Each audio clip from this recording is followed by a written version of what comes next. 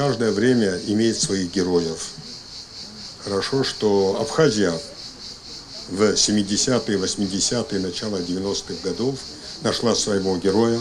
Один из них – это Валериан Османович Кабахия. Здорово, что все, что он сделал, не ушло, не забыто. Я знаю, знакомясь с архивными материалами, знаю, как он готов был пожертвовать многим из того, что у него было, ради интересов своего народа. Это здорово, что есть такие люди, которые готовы отдавать все ради своего народа. Помимо этого, мне кажется, что это только первый шаг, что начался процесс, как сказать, познавания своей истории в хорошем смысле этого слова.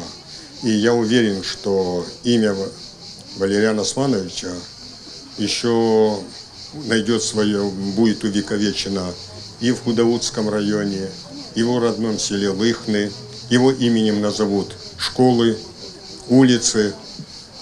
Так по-другому быть не может. Это человек, который жил ради своего народа и отдал многое из того, что у него было, только ради одной подписи во имя славы своего народа.